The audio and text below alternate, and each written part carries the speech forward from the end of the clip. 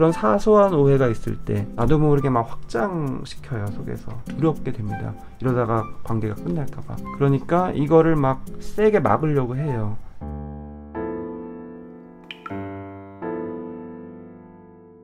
저는 의존성 성격을 가진 사람입니다. 과거에 연애를 할 때도 상처받은 상황이 생겨도 상대방이 떠날까봐 결국에는 제 탓을 하면서 끈을 놓지 못했던 경험이 종종 있었습니다. 서로 정신적인 지지를 해주는 친구를 만나게 됐습니다. 태어나서 이런 감정을 느끼게 해준 사람이 처음이라 무엇이라고 단정 지을 수 없는 느낌입니다. 태어나서 이만큼 정서적 교감이 이루어진 적이 없다고 생각될 만큼 이 친구와 이야기를 할 때는 정말 큰 마음의 안정감을 느낍니다. 그런 정신적 지지를 받는 사람과 트러블이 생긴다면 어떻게 마음가짐을 해야 할지 너무 막막합니다. 그런 관계가 주변에 없거나 아니면 그런 관계가 있다가 끊겼을 때 너무 고통스럽고 일상이 안 될 정도로, 그게 일이든 공부든 완전히 내가 망가질 것 같은 두려움이 느껴지고, 그래서 미리부터 그걸 방지하고자 굉장히 애를 쓰는 거죠. 그게 이제 의존적 성격 특성이고, 내가 그 관계를 유지하기 위해서 을이 되는 거죠. 쉽게 말하면 말을 잘 듣고, 성인이 되기 전까지 부모와의 관계에서 의존적인 경우에는 그래서 복종을 하게 되고, 착한 사람처럼, 착한 사람 컴플렉스처럼 되는 거고, 힘들면서도 계속 그 관계를 맺는 거고, 부모로부터 유기될까봐 불안한 그 불안감은 굉장히 원초적인 불안감이라서 내가 어떻게 통제할 수 없을 정도로 너무 불안하거든요. 그 연장선상에서 다른 사람과의 관계에서도 느끼는 거예요. 유기될 것 같은 불안을. 그러니까 너무 두려운 거예요. 현재 이 사람과의 관계에서 힘들다라고 항상 사연은 주시지만, 지금 있는 거는 현상이고 결과물일 수 있고, 계속 반복되는 패턴이 뭔지, 그게 어떻게 흘러왔는지를 잘 살펴보는 게 중요해서 자꾸 거슬러 올라가게 되는 것 같습니다. 오해하는 상황은 보통 친구랑 제가 감정 기복이 심해서 필터 없이 이야기를 하면서 서로 들어주다가 생기는 오해를 말한 거였어요. 뭐 그러다 보면 오해 생길 수 있죠. 근데 오해가 될 수도 있고, 소통이 중간에 매끄럽지도 않은 상황이 생기면 그냥 또 계속 소통하면서 그거를 좁혀가면 되는데, 어떤 마음을 가져야 할지가 너무 막막하다. 그 순간에 많이 감정적으로 불편하신가 봐요. 막막하다라는 표현. 내가 어떤 마음가짐을 가져야 되냐, 이걸 어떻게 해결해야 되냐. 정말 간단하게 답변 드리면 마음 편하게 가지세요, 이렇게 얘기하면 되죠. 근데 그건 별로 도움이 전혀 안 되죠.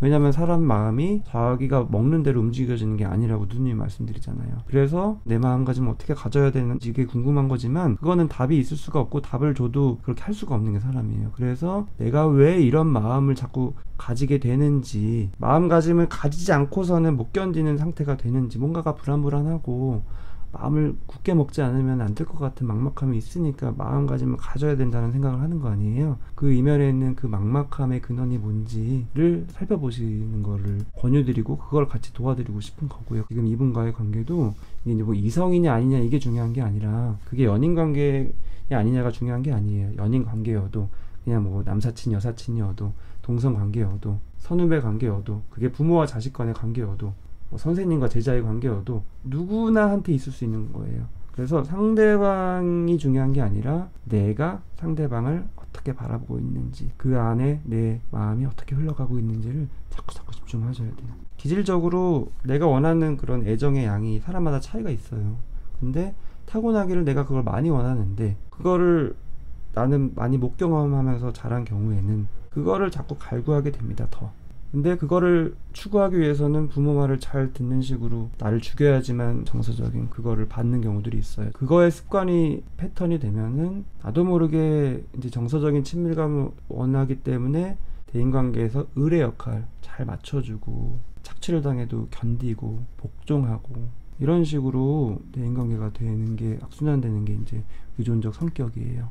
그래서 의존적이라는 게 정서적인 친밀감을 내가 그만큼 원한다라는 게 포커스고, 지금 그거를 맛보고 계신 거예요. 이 관계라는 걸 통해서. 이 사연 주신 분은 얼마나 좋겠어요. 좋죠. 하지만 좋은 만큼 두려운 거예요. 이게 끊길까봐. 그래서 미리 방지하려고 애를 쓰시는 거죠. 어떻게 하면은 소통을 완벽하게 껄끄럽지 않게 할 수 있을까? 그때 내가 마음가짐을 어떻게 가져야 할까? 그냥 있는 그대로 내 감정이 흘러가는 대로 참 자연스러우면 좋은데, 이게 좋으면서도 그 사람과의 관계에 대한 내 마음은 자연스럽지가 않은 거예요. 부담스러운 거예요. 보미님께서 공감되었던 게 뭐냐면은 8가지가 거의 다 해당되는 것 같다. 이 사람밖에 내 얘기를 온전히 이해해줄 사람이 없을 것 같으니까 관계가 끊어지는 것에 대한 두려운 마음이 있는 것 같다. 그쵸? 충분히 그럴 수 있어요. 본인 입장에서 이제 그럴 수 있고, 그런데 제가 여쭤보고 싶은 거는 지금의 현상, 지금 이거 항목 중에서 뭐에 해당되는지가 아니라 내가 예전부터 어떤 경험을 했는지예요. 많이 정서적으로 친밀한 느낌에 대한 경험이 어땠는지, 그게 이제 부모와의 관계가 주로 될 수 있고, 친밀한 누군가의 관계가 될 수 있고, 과거에 만났던 사람들에게 상처를 많이 받았는데 그 관계가 지속되지 않을까봐 합리하면서 힘들게 유지했던 적이 많았다. 점점 이제 거슬러 올라가고 계신데, 근본적으로는 부모님과의 관계거든요. 나를 키워주신 분, 꼭 부모님이 아닐 수도 있어요. 할머니일 수도 있고 또 제3자일 수도 있고요. 애착 관계가 누구랑 있었고 그 관계가 어땠는지, 보통은 불안정하게 그 관계가 형성이 됐었을 가능성이 있죠. 그거를 참 살펴보기가 싫을 수 있어요. 생각하기도 싫고. 그래서 그냥 현재에만 집중하고 싶을 수 있고, 요 성격 특성 8개 딱딱딱 보면서 몇 개 맞는지 대입해보고, 그렇구나 이렇게 자꾸 나를 그냥 거기에만 대입시킨 다음에 나를 그렇게 표면적으로 인식하고 싶을 수 있는데, 그거는 전혀 도움이 안 되는 거예요. 그래서 제가 불편한 거 알면서도 자꾸 거슬러 올라가서 질문 드리는 거고, 분명히 그거를 살펴보기 싫은 이유가 있죠. 감정적으로 그때 힘들었으니까. 그거 알면서도 여쭤보는 거고요. 왜냐면은 저도 물론 그런 태도를 가지고 여쭤보는 거고, 수용해 주려고, 공감해 주려고, 여기 계신 분도 그거를 공감해 줄 수 있는 분위기고, 그랬을 때 내가 털어놓을 수 있고 뭔가 생각해 볼 수 있고, 그걸 같이 나눴을 때 예전의 경험과 또 다른 경험을 새롭게 할 수 있고, 그래서 예전의 경험으로 비롯한 힘든 감정이 다른 감정으로 조금씩 바뀌어갈 수 있고, 그 경험을 하셔야지 나도 모르게 두려움이 확 올라오는 그거로부터 마음이 조금씩 편해질 수가 있는 거거든요. 이제 1대1로 상담 치료를 하면서 상담과 그 관계를 계속 맺는 거고요. 여기서는 저도 그걸 해드리려고 하지만 단기간이기 때문에 여기 계신 분들하고 함께 충분히 지지해 주려고 하는 거고요. 어렸을 때 부모님이 떨어져서 지내셨는데, 저는 엄마와 지내면서 서로를 의지 많이 하고 보호를 받으며 자랐다. 그래서 독립을 남들보다 더 못하게 됐다. 대인관계에 있어서도 자꾸 정서적 친밀감을 형성하고 싶고, 연애를 해도 상대방에게 의지하고 싶고 그랬던 것 같다. 그럴 수 있죠. 어머님은 어머님 나름대로 그렇게 자식을 의지할 수밖에 없는 상황이 되는 거죠. 근데 보통은 부모와 자식 간의 관계라는 거는 서로 의지하는 관계일 수 있지만, 기본적으로는 부모와 자식 상하의 관계처럼 되기가 너무 쉬워요. 왜냐면 자식은 미성년이기 때문에. 나도 모르게 부모는 자식을 이렇게 보호는 하면서도 한편으로는 내가 좌지우지하게 됩니다. 왜냐면 의존 관계에 있을 때 자식이 뭔가 점점 자라면서 자기 스스로 뭔가를 하려고 할 때 나도 모르게 그게 부모로서 거북하거든요. 그래서 자꾸 이렇게 거절하게 돼요. 거부하게 되고. 근데 자식이 나한테 의지한다라는 걸 잘 알기 때문에 자식한테 가장 타격을 입히는 방식으로 그거를 거절해요. 너가 내 말 안 들으면 나는 너한테 정서적인 지지를 안 해줄 거야. 돌봐주지 않을 거야. 이런 어필을 여러 가지 행동을 통해서 본인도 모르게 할 수가 있습니다. 부모가 그런 뉘앙스를 받으면 굉장히 두렵죠. 그래서 실제로 부모가 그런 얘기를 많이 해요. 널 떠날 거다. 이 떠난다라는 얘기를 막 자식 앞에서 하게 돼요. 그래서 자기도 모르게. 그걸 왜 하게 되냐면, 자식이 그 말을 굉장히 힘들어하고 그 말을 했었을 때 자기 말을 잘 들으니까. 훈육을 할 때도 그런 식으로 잘못된 훈육을 하는 경우도 많고요. 그래서 누군가가 나를 미워하는 것을 받아들이는 것도 오랜 시간이 걸렸다. 내 주장을 말하는 것도 어려움이 많았다. 정말 어려웠을 것 같고 힘드셨을 것 같아요. 그래도 사연을 보면은 예전보다는 많이 좀 회복이 된 상태이긴 하다고 말씀은 하셨지만, 이제 후반에 보면 또 본인도 사실 알고 있다. 이미 나는 의존적인 성향에서 크게 달라지진 않았다는 것을, 변화라는 것은 정말 오래 걸린다는 것을 안다. 지금 이분과의 관계에서도 서로 지지해주는 관계라고 좋다고 여길 수 있지만, 또 어떻게 보면은 내가 또 이분한테 많이 나도 모르게 의지되고 집착되는 거일 수도 있는 거거든요. 그걸 또 머리로는 알지만 마음으로는 받아들이기 힘든 걸 수도 있고요.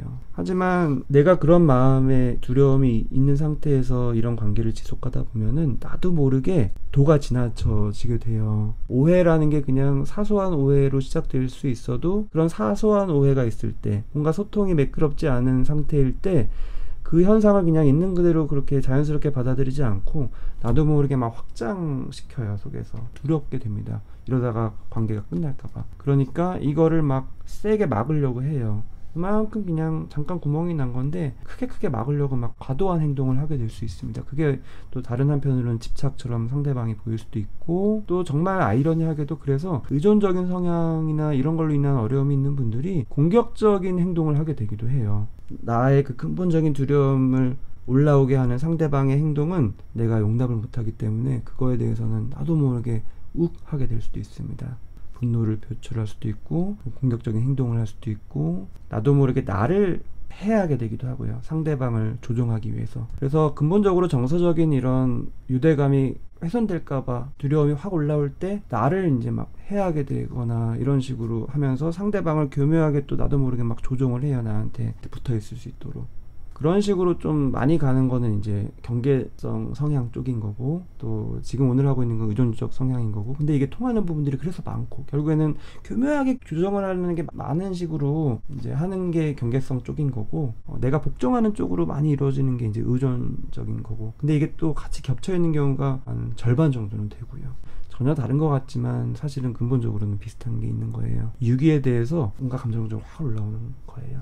그래서 의존적인 성향인 사람이 갑자기 그게 올라올 때, 공격적인 행동을 할 때, 집착처럼 될 때 그걸 받는 사람은 일부러 뭐 괴롭히려고 하는 행동이 아니라 내가 정서적으로 친밀감을 느끼고 싶은데 그게 훼손된 경험을 했기 때문에 그걸 회복하기 위한 행동이라는 거를 머리로는 알면서도 감정적으로는 거부를 또 하게 돼요. 그러니까 더 거리를 두게 되고, 그러면은 당사자는 어떻게 되겠어요? 더 집착하게 되고, 자꾸 거리를 두려고 하면 나는 더 불안할 거 아니에요. 그러니까 더 다가가게 되고, 그런 식으로 관계가 악순환이 되면서 또 깨지면 더 이제 와장창 내가 무너지는 경험을 할 수도 있고, 그래서 그러다가 관계가 끝나면 정말 극도의 두려움이 되기 때문에 나를 그냥 막 망가뜨리게 돼요. 술이나 물란한 성적 행동이나 자해나. 이게 어떻게 보면 경계성 성격 행동처럼 보이기도 하지만 의존성인 성격인 분들도 이런 식으로 관계가 끝났을 때 그렇게 되기도 합니다. 그래서 겹치는 게 되게 많아요.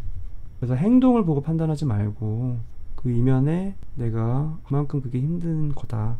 옛날에 그게 힘들었고 지금 힘든 게 왜 힘든지 그냥 관찰하지 못하고 자꾸 힘을 주고 내 마음을 어떻게 한쪽으로 옮기려는 마음이 있는 거거든요. 그거는 현재지만 그 이유는 과거에 있어요. 그래서 과거를 잘 조금씩 과거의 경험과 관련된 힘든 감정들이 그 경험 사이사이에 매겨진 그거를 덮어놓은 거를 조금씩 수위 조절하면서 할 만한 것들은 조금씩 올라오게 해서 살펴보는 걸 하시면 좋아요. 이게 참 힘든 거 알아요. 근데 과거의 경험을 내가 꼭 상기시켜야 되냐, 마주해야 되냐, 대충 그냥 짚고 넘어가면 안 되냐, 이런 질문 진짜 많이들 하시는데 그거에 대해서 제가 잘 설명드린 게 올라오거든요. 꼭 보세요. 이미 보미님께서 머리로는 많이 아시는 것 같아요. 고민 많이 하신 거고. 근데 내 편이 되어서 살펴보셔야 돼요. 다른 사람과의 관계에서 살펴보지 말고요. 그냥 나 혼자 딱 껴놓고 살펴보셔야 돼요. 주체가 내가 되셔야 돼요. 상대방이 여기서 오해를 어떻게 했을까? 상대방이 여기서 어떤 감정을 느꼈을까? 혹시 나한테 싫은 감정을 느끼진 않았을까? 이기적이라고 느끼진 않았을까? 그래서 나를 싫어하진 않을까? 이런 식으로 상대방한테 초점이 맞춰지기 시작하면 계속 악순환 되고요. 그냥 나한테 집중해서 온전히 관찰하시는 걸 하셔야 되고, 그거를 같이 하는 게 1대1 상담하는 거고, 누군가한테 의지하지 않고 털어놓는 관계를 맺으면서 하면 참 좋은데 그게 참 쉽지 않은 게 함정입니다.